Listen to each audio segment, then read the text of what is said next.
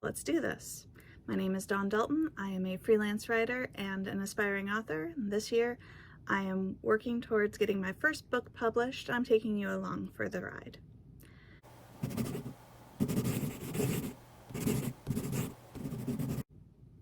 Today, I want to take you through the random and slightly chaotic process that is character creation.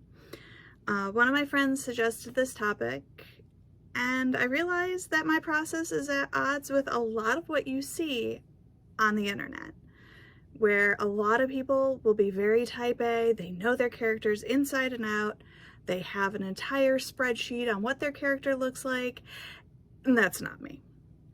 Now, don't get me wrong, I have nothing against type A people, and I really wish that I could be a little bit more type A when it comes to my process, especially character creation. But I'm not. I've tried filling out character sheets before really sitting into the writing process. And most of the time, I end up having to rewrite everything that I did prior to actually writing the book. So that's not for me. Most of the time when I start idea iteration on a story, I know absolutely nothing about the characters except for the scene that's popped into my head. No names, no hair color, no backstory whatsoever. Just what's going on right that second. The girl in the tree. The prince who's upset with the girl because she didn't fall in love with him. Or the frightened, malnourished girl in the office. For the purpose of today's discussion, I'm going to use the last example, the scared girl in the office, for illustration, just so you can kind of see the process in its entirety. Now, the girl in the office. I let the scene play out until its conclusion in my brain. What do I know about her just from that scene? She's malnourished, possibly for most of her life because she's tiny. She's afraid of the man in the office because he's the alpha of the pack and she has a secret. Following that scene gave me the insight that this is a werewolf or a wolf shifter book, which leads to a ton of world building questions that I have to ask myself. Some of which are relevant to the backstory of the characters, but most of them aren't actually necessary for the point in the story which I'm at. But for right now, I just need to know how these two people are connected. What brought her here? It's obvious that he's shocked at the woman's appearance, especially because she's supposed to be the daughter of a rival Pax Alpha. Now their interaction makes sense because she's obviously come from a bad pack and doesn't know that this is a good pack. But how do I get from such a tiny bit of information to a full-blown character? For me, it varies. For this example, I wrote bits and pieces of the story as they came to me, adding layers to the character as I went. And I usually wrote out of order because this is just idea iteration. This isn't drafting, this isn't plotting, this isn't actually putting words on the computer. At some point, they need names, so I can stop calling them female lead and male lead. If I haven't named them by the time I am sick of putting FL and ML in the manuscript, I turn to every writer's favorite item, baby name website. This is also why I end up with a lot of baby item ads on my social media, even though I don't have kids. Sometimes I'm like, this character feels like an S name. Sometimes I'm looking for a specific meaning. For this story, I went for meaning. Nana means brave, which is at odds with how we first see her in the beginning of the book. As I'm building the character, I have to start thinking about their sensory traits, their eye color, their hair color, what do they smell like, do they wear perfume, do they use a specific shampoo, just to add more layers into the book.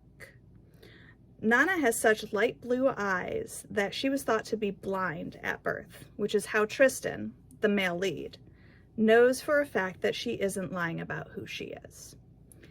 And that became a very pertinent fact very quickly. because she had to have an identifying trait. For this, it's her eyes, so light blue that she's thought to be blind. Because this is all zero draft before I actually plotted the story, I rarely start a character or series Bible. So all of these bits and pieces of information are still very fluid. I can change anything at any time. It's harder when you're in the middle of the book. And then you go, oh no, I have to go back and rewrite everything, which is fun.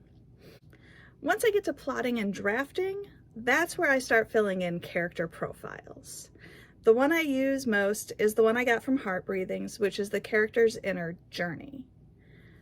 I got it from the Heart Breathings library, which is a free resource drive that Sarah Cannon offers if you sign up for her newsletter. But you can find hundreds of character profiles online if you just do a quick Google search. And they all have a little bit of different pieces to them. I really like this one because it asks questions that I generally didn't think of beforehand. As you can see, I just rewrite everything into a notebook, but you can see it has the name, age, eye color, hair color, what is their deepest desire, what do they truly need, even if they don't realize it yet. Things that you do need to start thinking about when you're writing a character, but don't always think about when you're zero drafting. I'll continue to add to their profile as the story progresses because their situation and attitude will change throughout the story. Nana will grow less scared and more brave as she moves through the story and realizes she's safe where she is, that Tristan is nothing like her father. If it's a series, there will be more friendship threads that need to be woven in, and I'll have to go through the previous books for everything I wrote about the characters. It would do nothing for my continuity if I gave Jarrett brown hair in book 1 and made him a blonde in book 2, because that makes zero sense. Originally, I kept all of this in my writer's notebook, but I found myself freaking out with how little space I gave myself and how it felt like my characters couldn't grow and change. Now I keep each series in its own notebook, and each character gets their own page, and I feel less bad about crossing stuff off and changing things. Plus I have tons of space for post-it notes for ideas or things I can't forget that I need to plop into the story. The process isn't pretty or streamlined, but it works for me, for now. I'm always open to suggestions on how I can improve my process. So if you have a method that works for you or a suggestion on something you want me to talk about, leave it in the comments. Don't forget to feed the algorithm, boop that like button and subscribe, and I'll see you in the next one.